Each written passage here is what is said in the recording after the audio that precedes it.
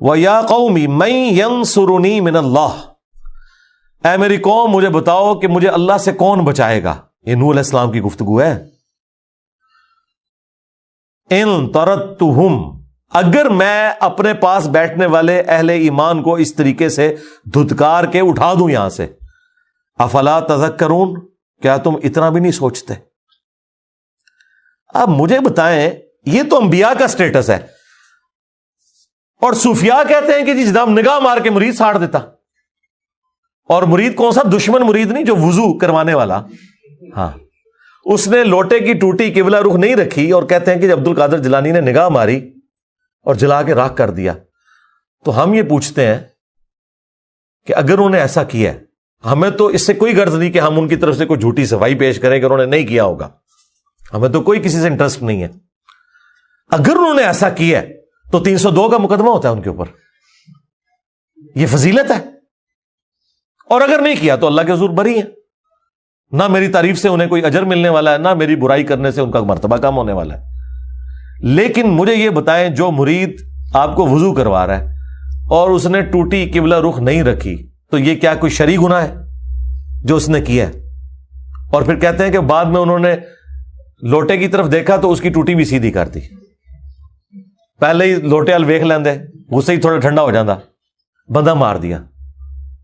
اور یہاں انبیاء یہ کہہ رہے ہیں کہ مجھے اللہ سے کوئی بچا نہیں سکتا اگر میں اپنے ساتھ بیٹھنے والے کسی ایمان والے غریب آدمی کو اپنے سے دور کروں. تو مجھے بتائیں، ان کے جو عبد القادر جیلانی ان آیات کی روشنی پہ انبیاء کے راستے کے اوپر ہیں یا شیطان کے راستے کے اوپر ہیں؟ یہ خود فیصلہ کر لیں. تو پھر ہم کیوں نہ کہیں کہ مرنے سے پہلے اے مسلمان کر لے اس پہ غور، کتابوں کا خدا اور ہے، بابوں کا خدا اور. اب یہ جو قرآن کی تشریح میں کر رہا ہوں نا، یہ نہ ڈاکٹر سرار کر سکتے ہیں، نہ ڈاکٹر فرحت ہاشمی کر سکتی ہیں، نہ مولانا وجودی کر سکتے ہیں.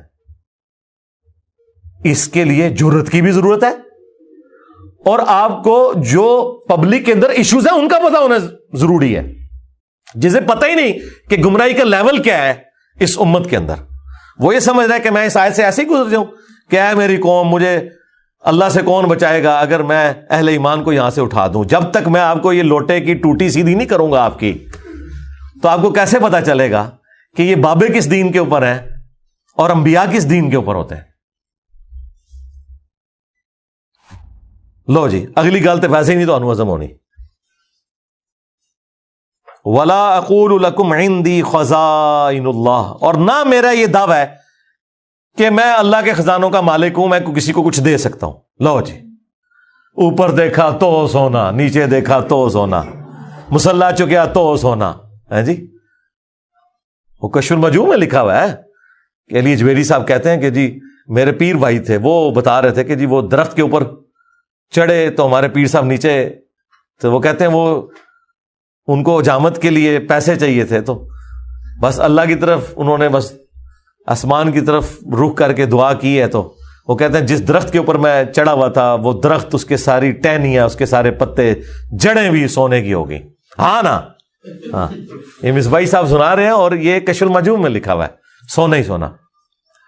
اور یہاں پہ اللہ تعالیٰ کیا فرما رہا ہے کہ اے نوح تم کہہ دو کہ میں کہیں یہ دعویٰ نہیں کرتا کہ میرے پاس کوئی اللہ کے خزانے ہیں، ولا اعلم الغیب، اور نہ یہ کہ میں غیب جان لیتا ہوں، ولا اقول انی ملک، اور نہ میں یہ دعویٰ کرتا ہوں کہ میں کوئی فرشتہ ہوں. ٹھیک ہے، کیونکہ وہ سمجھتے تھے کہ نبی اس صورت میں ہم سے افضل ہوگا جب وہ کوئی نورانی مخلوق بن کے آئے. یہ کیا ہوا؟ یہ بھی انسان. اب دیکھیں وہ جو آیا تھا نا کہ ما نراک الا بشرا مثلنا، اے نوح ہم تجھے تو اپنی طرح کا ایک انسان سمجھتے ہیں. تو اس کے جواب میں یہ نہیں آیا کہ تانوں کے پتہ میری شانہ. جواب یہ ہے کہ میرا کب دعویٰ ہے کہ میرے پاس خزانے ہیں، یا میں غیب جان لیتا ہوں، یا میں انسان نہیں ہوں، میں فرشتہ ہوں؟ نہیں. ولا اقول للذین تزدری اعینکم، اب پھر وہی بات ریپیٹ ہو رہی ہے، اہل ایمان جو ساتھ اٹیچ ہے. اور نہ ہی میں یہ کہتا ہوں کہ جن لوگوں کو تمہاری نگاہیں حقیر جانتی ہیں، لن یؤتیہم اللہ خیرا، اللہ تعالیٰ انہیں کوئی خیر نہیں دے گا، یعنی تم تو یہ سمجھتے ہو نا کہ دنیا میں اگر اللہ نے انہیں غریب رکھا ہے تو آخرت میں بھی بیچارے غریب ہی ہوں گے. اچھا یہ بھی عقیدہ ایگزسٹ کرتا تھا سورۃ الکاف کے اندر. اور جو دو بندوں کی بحث آئی ہے, ایک اللہ کے ماننے والے کی اور ایک دنیا دار کی, تو اینڈ پہ جب وہ دلائل میں فیل ہو جاتا ہے نا تو وہ دنیا دار کہتا ہے کہ اللہ نے تنو اتنے بھی غریب رکھا ہے, منو اللہ نے اتنے بھی دینا ہے, کچھ میرے اندر ویکیا ہے نا, اگر آخرت ہوئی تو مجھے وہاں بھی سب کچھ مل جائے گا. یہ بھی ایک سٹیٹس ہوتا تھا لوگوں کے دماغ کے اندر. نہ میں یہ کہتا ہوں کہ جو تمہاری نظروں میں نچلے درجے کے لوگ ہیں اللہ تعالیٰ انہیں کو خیر نہیں دے گا. اللہ اعلم بما فی انفسہم, اللہ خوب جانتا ہے جو ان کے جی میں ہے. انی اذا لمن الظالمین, اور اگر میں ایسا کروں کہ ایسے لوگوں کو اپنے آپ سے دور کر دوں. یا اب یہ ایک ہی آیت ہے, یہ جتنے دعوے کیے ہیں نا, اگر میں یہ سارے کلیم کرتا ہوں تو میں ظالموں میں شمار ہوں گا. اگر میں کہوں کہ میں خزانوں کا مالک ہوں, میں غیب خود سے جان لیتا ہوں, میں فرشتہ ہوں, اور میں ان غریب لوگوں کو اپنے آپ سے اٹھا دوں یہ کہہ کے کہ تسی دنیا چ بھی ذلیل ہوئے ہو آخرت چ بھی ذلیل ہوو گے, تو میں ظالموں میں شمار ہو جاؤں گا. ایسا کچھ بھی نہیں ہے. یہ سیم آیات اس سے زیادہ سخت انداز میں سورۃ الاعراف کی آیت نمبر 188 نبی الاسلام کے بارے میں آئی ہے. اے نبی تم فرما دو کہ نہ تو میں اپنی جان کے لیے کسی نفع اور نقصان کا مالک ہوں, باقی کس کا, مگر یہ کہ جو اللہ میرے لیے چاہے, اور نہ یہ کہ میں خود غیب جان لیتا ہوں, اور اگر میں خود سے غیب جان لیتا تو خیر کثیر جمع کر لیتا, مجھے کبھی کوئی تکلیف نہ پہنچتی. میں تو نہیں ہوں مگر ڈر سنانے والا. اب ان ساری باتوں کا جواب لاجیکلی جب دیا نوح علیہ السلام نے, تو آگے سے جواب ذرا ان کا سنیں. قالوا یا نوح, وہ کہنے شروع ہو گئے, اے نوح, قد جادلتنا فاکثرت جدالنا, بہت جھگڑا ہم نے آپس میں کر لیا, بہت بحثیں کر لی کثرت کے ساتھ, چھوڑ ان ساری باتوں کو. فَأْتِنَا بِمَا تَعِدُنَا إِن كُنْتَ مِنَ الصَّادِقِينَ, لا وہ عذاب اگر تو سچا ہے جو تو ہمیں دھمکیاں دے رہے ہیں کہ اگر مجھ پر ایمان نہیں لاؤ گے تو بڑے دن کا عذاب تمہیں آپ پکڑے گا, تو لے کے عذاب. گالی ختم, ایتھی کھلوتے ہیں سی. اب اس کے جواب میں تو ہونا چاہیے تھا کہ اے دیکھ میں ہوں نگاہ مارنا وا, کوئی نہیں. جواب بالکل ڈیفرنٹ آ رہا ہے. یعنی یہ ایک رکوع بتانے کے لیے کافی ہے کہ اس امت کی اکثریت کس عقیدے کو مانی ہوئی ہے جس کا قرآن و سنت سے کوئی تعلق نہیں. جواب سنیں جی. قال انما یاتیکم بہ اللہ ان شاء, وہ کہنا شروع ہو گئے حضرت نوح علیہ السلام کہ دیکھو جو تم مجھ سے مانگ رہے ہو نا کہ عذاب لے آ, وہ تو اللہ ہی لائے گا جب وہ چاہے گا. وما انتم بمعجزین, اور تم پھر اللہ کو عاجز نہیں کر سکو گے. انہوں نے کہا مینوں تے کٹ دیو وچوں, میں کہ تو عذاب لے کے آواں, یہ تو اللہ کا اختیار ہے, جب چاہے عذاب لے آئے. سورہ آل عمران میں بھی آیا, نبی علیہ السلام کی مبارک زبان سے نکل گیا جب آپ کے دانت شہید ہوئے کہ اللہ ایسی قوم کو کیسے ہدایت دے گا جنہوں نے اپنے نبی کا چہرہ خون سے رنگ دیا. یہ بخاری مسلم میں الفاظ موجود ہیں. تو قرآن میں آیا لیس لک من الامر شیء, اے نبی آپ کو کسی چیز کا کوئی اختیار نہیں. اللہ چاہے تو ان کی توبہ قبول کر لے. اور پھر ہوا بھی ایسے ہی, وہی خالد ابن ولید مسلمان ہو گئے, اور جس زبان سے بدوا نکلی تھی اسی زبان سے کہلوایا گیا کہ یہ اب سیف اللہ ہے. اب مجھے بتائیں, اللہ تعالیٰ نے تو اپنے نبی کی اس بات کی لاج بھی نہیں رکھی کہ چلو میرے نبی نے ایک بار بدوا دیتی ہے تو میں مور لا ہی دیواں. اللہ کے اپنے فیصلے ہیں. یہاں کے دڑی یہ بدوایا ہوا جی, اے بزرگاں دی مار پی گئی ہے, تو ہن منو دسو انہیں سارے بزرگاں نو اور انہاں دے منن والے نو کدی مار پئی ہے؟ جو کچھ ہو رہا ہے کہہ رہے ہیں جی پتہ نہیں کیا ہو گیا ہے ہمارے ساتھ. ٹھیک ہے, اور میری کوئی مار نہیں چاہیے, نہ میں کسی کو مار دے سکنا. اللہ تعالیٰ مار دلواتا ہے. وہ چاہے تو ایک ایسا شخص جس کی زبان میں لکنت تھی اس کے ذریعے 300 سال کی فرعون کی حکومت ختم کروا دی اور اس کے گھر میں اسے پالا. یہ اللہ کی جو ہے قدرت ہے, اس کے فیصلے ہیں, جب چاہے جو مرضی کر دے.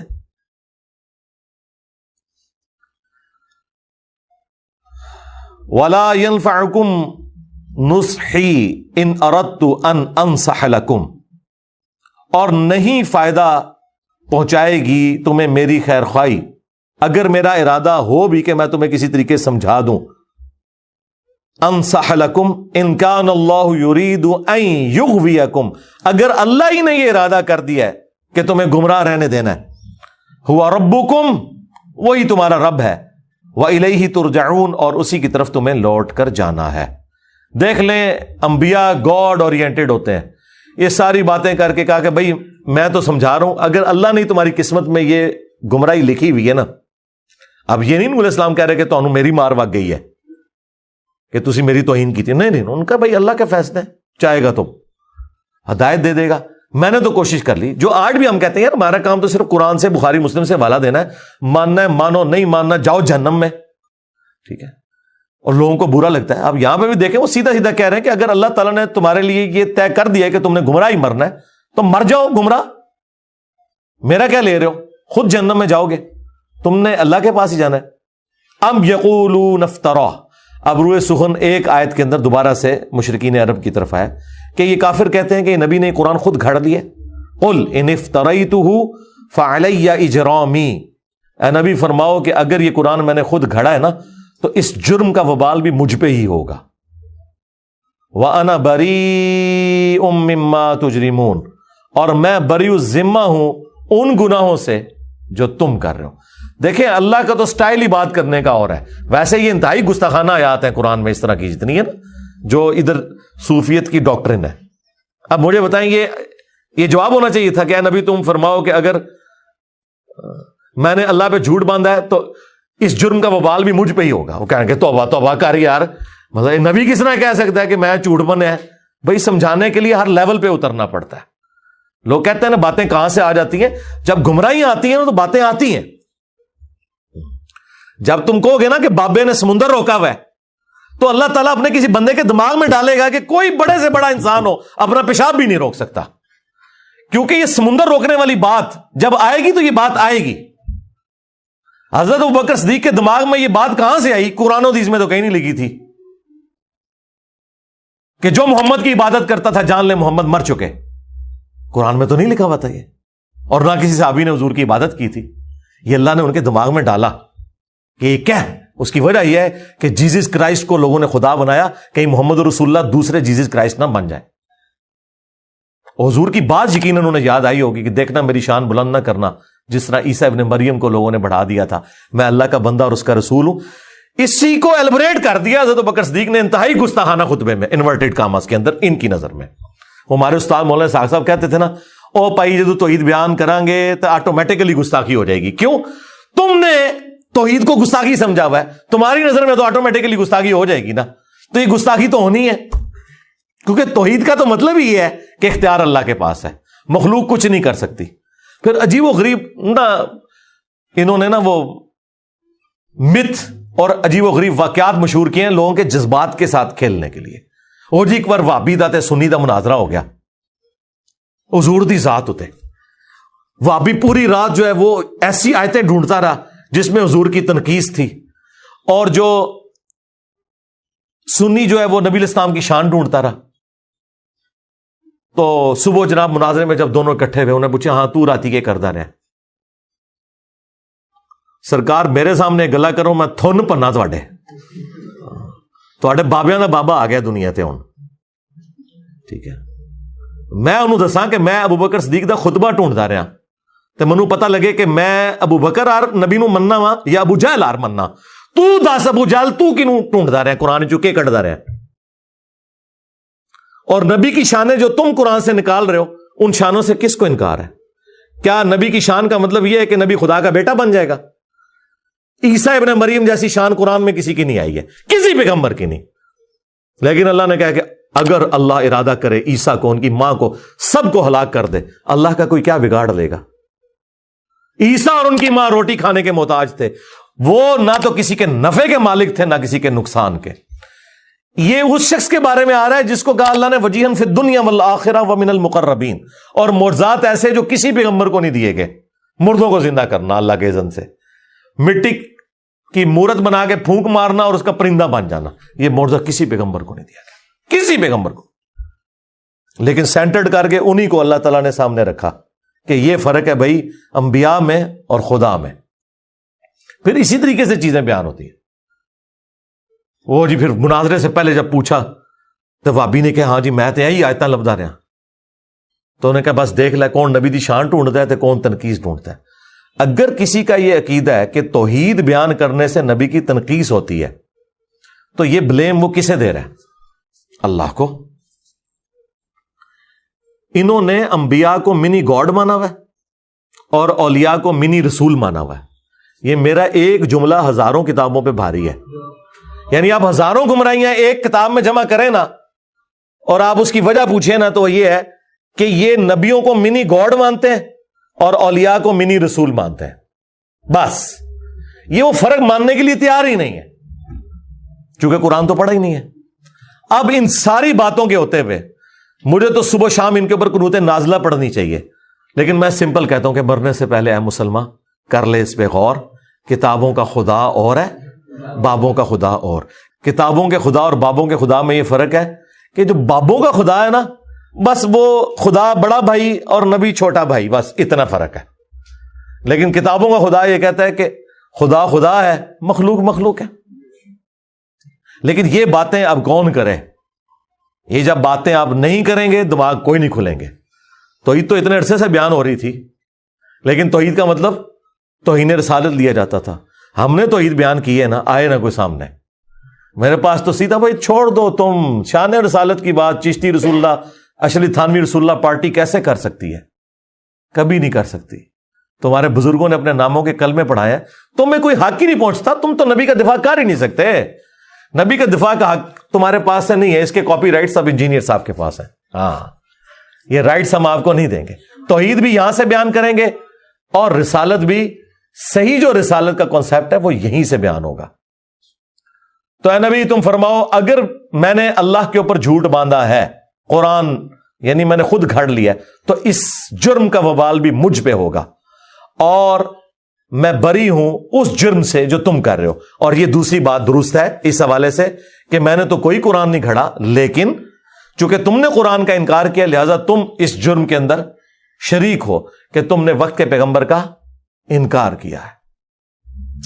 دیکھیں جی، قرآن حکیم اپنے عقائد اور نظریات کے اندر بالکل ایک ننگی تلوار ہے، زیرو ٹالرنس ہے۔ اگر کسی شخص کو انبیاء کا سٹیٹس نہیں پتا، انبیاء کرام کی ذمہ داری، ان کے مراتب نہیں پتا، اور وہ اپنے زوم میں انبیاء کرام کے ساتھ چیزیں منسوب کیے ہوئے ہیں، تو عقیدت اور جذبات کی بنیاد کے اوپر ایسے عقائد منسوب کرنا، سب سے پہلے انبیاء کرام اس سے اعلان برات کرتے گے۔ نبی علیہ السلام تو دنیا میں بتا کے چلے گئے کہ میری شان کو اس طرح بلند نہ کرنا جس طرح لوگوں نے جیزس کرائسٹ کی شان کو بلند کیا تھا۔ میں اللہ کا بندہ اور اس کا رسول ہوں، مجھے اللہ کا بندہ اور اس کا رسول کہنا۔ اب یہ کہنے کی ضرورت کیوں پڑی ہے؟ اسی لیے پڑی ہے کہ آپ کو پتا تھا کہ انبیاء کرام کی ہستیاں اللہ تعالیٰ کی سلیکٹڈ ہستیاں ہوتی ہیں جن کو اللہ تعالیٰ معجزات عطا فرماتا ہے، شان عطا فرماتا ہے، اور اسی وجہ سے لوگ ڈیویٹ ہو کے ان کے اندر خدا کو اس حوالے سے ڈھونڈنا شروع کر دیتے ہیں کہ شاید یہ خدا کی شکل میں دنیا میں اتر آئے ہیں۔ اور آج دیکھ لیں تقریباً 75 کروڑ کے قریب ہیں پروٹیسٹنٹ جو حضرت عیسیٰ کو اللہ مانتے ہیں۔ 75 کروڑ، جی اتنے بریلوی دیوبندی نہیں ہے دنیا میں جتنے پروٹیسٹنٹ ہیں۔ اور اللہ کیا کہہ رہے ہیں؟ لقد کفر الذین قالوا ان اللہ هو المسیح ابن مریم، بے شک وہ لوگ کفر کر رہے ہیں جو یہ کہہ رہے ہیں کہ اللہ ہی عیسیٰ ابن مریم ہے۔ قل فمن یملک من اللہ شیئا، اے نبی ان سے فرماؤ کہ اللہ کا کوئی کیا بگاڑ لے گا۔ ان اراد ان یہلک المسیح، کہ اگر اللہ تعالی ہلاک کر دے مسیح کو اور ان کی ماں کو اور جتنے زمین میں ہیں، سارے بزرگ بابے جتنے زمین میں ہیں سب، اگر ان کو اللہ ہلاک کر دے، وصال شریف نہیں، ہلاک، یہ غصے کا اظہار ہے تاکہ فرق پتہ چلے۔ یعنی اگر آپ یہ دیکھیں، یہ ووکیبلری کا جو استعمال ہے یہ اسی لیے تاکہ آپ کے دماغ کھولے جائیں۔ اور جی اللہ کہہ سکتا ہے، بندے نہیں کہہ سکتے۔ سرکار اللہ نے کسے کہا ہے؟ فرشتوں کو کہا یا ہمیں کہا ہے؟ ہمیں کیوں کہا ہے؟ کہ ہم نے اسی طریقے سے آگے بات کرنی ہے۔ نبی کو کہا گیا قل فمن یملک من اللہ شیئا، اے نبی ان سے کہیں جب کوئی بھی عیسیٰ ابن مریم کے بارے میں یہ بات کرے تو ان سے کہو کہ اللہ کا کوئی کیا بگاڑ لے گا۔ تو یہ پوری امت کے لیے، اور حضرت ابوبکر صدیق نے تو ہمارا مسئلہ ہی آسان کر دیا. 8 جگہ حدیث آئی ہے بخاری میں اور 4 جگہ تفصیلی. من کان یعبد محمدا فإن محمدا قد مات. دیکھو جو بھی تم میں محمد کی عبادت کرتا تھا جان لے کہ وہ مر چکے. اللہ اکبر. وصال شریف نہیں, شہید شریف نہیں, وفات شریف نہیں, فإن محمدا قد مات. ومن یعبد اللہ, اور جو کوئی اللہ کی عبادت کرتا تھا وہ جان لے فإن اللہ حی لا یموت, کہ بے شک اللہ تعالی زندہ ہے, اسے کبھی موت نہیں آئے گی. تو یہ بات یاد رکھیں, یہ بڑا سینسٹیو ایشو ہے. اور یہ انبیاء کرام کی جو دعوت سینٹرڈ اراؤنڈ توحید ہوتی ہے وہ اسی وجہ سے ہے کہ انہیں پتہ ہے کہ اللہ کا کیا سٹیٹس ہے اور بندوں کا کیا سٹیٹس ہے. اگر خدا کا تعارف کسی کو ہے نا, وہ جرت نہیں کر سکتا. مجھے بتائیں, ایک عام انسان جس میں تھوڑا سا ایمان ہے, کیا وہ اپنی عبادت کروا سکتا ہے؟ کیا وہ اپنے سامنے کسی کو جھکا سکتا ہے؟ کیا وہ یہ دعویٰ کر سکتا ہے کہ سارے بزرگوں کی گردنوں پہ میرا پاؤں ہے؟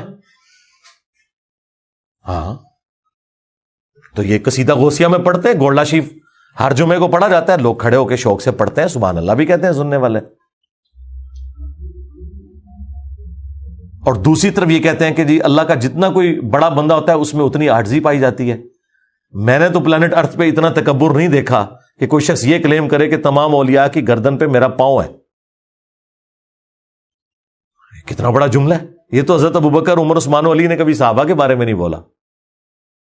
تو یہ کہتے ہیں کہ عبد القادر جیلانی نے فرمایا. ہم کہتے ہیں اگر انہوں نے کہا ہے تو وہ قرآن و سنت کے تو بالکل خلاف ہے, اور اگر انہوں نے نہیں کہا تو بری ہیں. نہ ہم ان کی طرف سے جھوٹا دفاع کرتے ہیں کہ انہوں نے نہیں کہا ہوگا. پہلے ہم کسی زمانے میں کرتے تھے, اب مجھے کسی سے کوئی ہمدردی نہیں. سیدھی سی بات ہے, اللہ سے ڈر لگتا ہے کہیں ان میں سے کسی نے کام ڈالا ہو تو اللہ تعالیٰ منو کہ تو بڑھ گیا سائے تنو کیڑی چیز مجبور کرتی سی. دیکھیں ہمیں جو چیز مجبور کرتی ہے نا دفاع کرنے پہ, وہ ان ہستیوں کا دفاع ہے جن کے پیچھے قرآن و سنت کھڑے ہوئے ہیں, یعنی صحابہ اہل بیت, انبیاء کرام. ان کے بعد ہمیں نہیں پتا کہ کس نے کام ڈالا ہے اور کس نے واقعی دین کی خدمت کی ہے. ٹھیک ہے, کیونکہ کئی لوگ جن کو ہم اچھا سمجھتے تھے, ہمیں اتھینٹک نالج سے پتا چلا کہ انہوں نے بھی کام ڈالا ہے. یعنی یہ جو پچھلے 100 سال کے اندر ہے, ان کی تو قلم کی سیاہی بھی نہیں ابھی خشک ہوئی بھی ہے. تو بات یہ کہ اللہ سے ڈر جائیں, قرآن و سنت پہ آ جائیں. وہ غامدی صاحب سے کسی نے پوچھا نا کہ جی وہ قرآن میں تو لکھا ہے تو وہ فلاں بزرگ یہ کہہ گئے.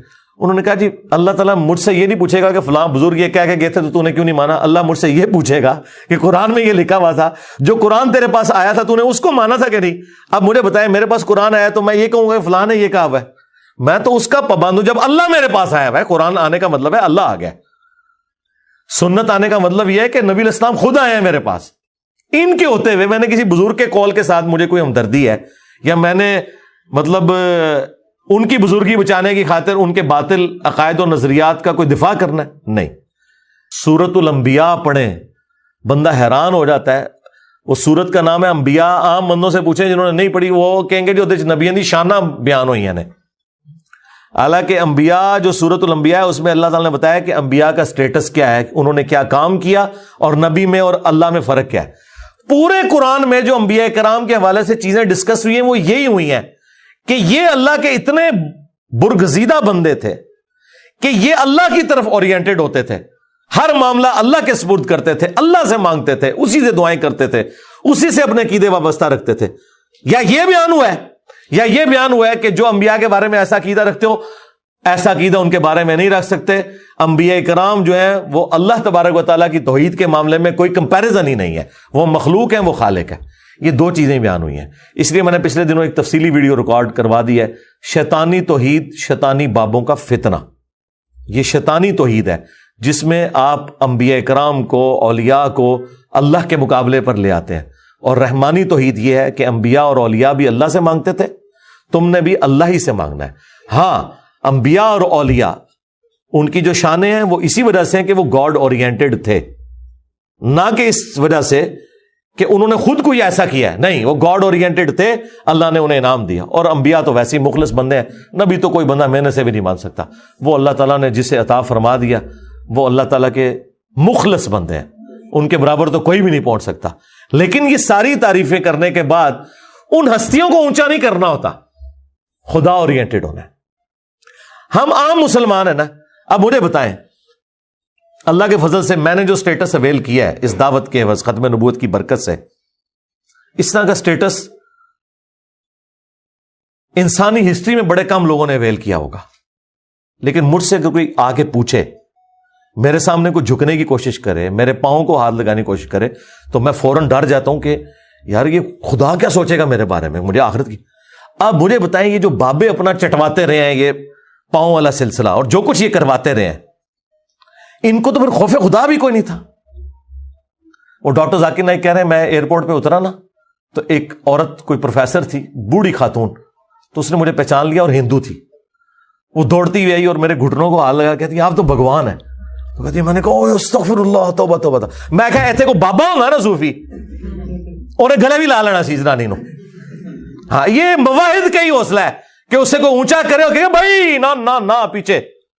اور یہ کتنی مزیدار یوں دستانے پہن کے چمواتے رہتے ہیں، ہاتھ گھنٹوں بیٹھے رہتے ہیں، نذرانے بٹورتے رہتے ہیں.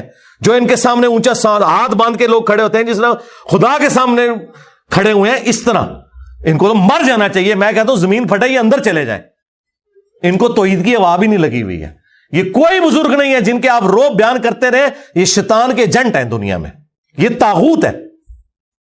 خدا کے نمائندے دنیا میں وہ ہیں کہ ذرا سی کوئی ایسی بات ہونے لگے وہ پیچھے ہٹ جاتے ہیں. او توبہ توبہ. ایک صحابی مسند احمد میں حدیث ہے، حضور کو کہہ رہے ہیں یا رسول اللہ ما شاء اللہ وشئت، جو اللہ چاہے اور جو آپ چاہیں. یار صحابی نے تو کبھی شرک کا سوچا بھی نہیں. حضور کیا کہہ رہے ہیں؟ اجعلتنی للہ ندا، تو نے مجھے اللہ کے مقابلے پہ کھڑا کر دیا.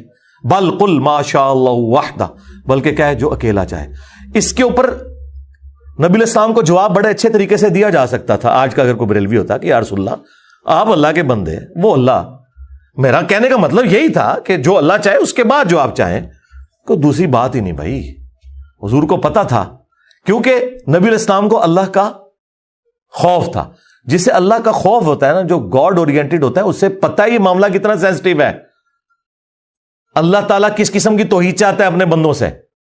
جن لوگوں کو توحید کا تعارف نہیں ہے نا، وہ آپ کو یہ سارے کرتب کرتے ہوئے نظر آئیں گے اور اتنے بڑے بڑے دعوے کرتے ہوئے نظر آئیں گے. دعویٰ جس نے کر دیا نا کہ میں کر لواں گا، ٹھیک ہے، ہاں یہ آپ دعویٰ کر سکتے ہیں کہ انشاءاللہ میری اتنی پریکٹس ہے کہ میں سینچری مار لوں گا، یہ آپ کر سکتے ہیں. خدا سے متعلق کوئی دعویٰ کہ آخرت کسی کی آپ سنوار سکتے ہیں، یہ دعویٰ کرنا شرک ہے. ہاں دنیا میں آپ دعویٰ کر سکتے ہیں. کوئی بھی بندہ کہہ سکتا ہے کہ میں نے اتنی محنت کی ہے کہ میں پرائم منسٹر بن جاؤں گا، تیرا حق ہے، تو کہہ. لیکن تو خدا سے متعلق چیز کوئی بیان کرتا ہے کہ میں مریض جنت میں لے جاؤں گا، توبہ توبہ توبہ، ڈر جا. تجھے تو اپنی آخرت نہیں پتا تیرے ساتھ کیا ہونے والا ہے. تو یہ دعوے صرف وہ لوگ کرتے ہیں یا وہ شیطان کے ایجنٹ ہیں دنیا میں، یا جاہل مطلق ہیں، پاگل، مینٹل، مجنون، کلندر، جو مرضی بھی لفظ کر دو. ورنہ جس میں تھوڑی سی عقل ہے وہ اللہ سے ڈرتا ہے، وہ کبھی سوچ بھی نہیں سکتا.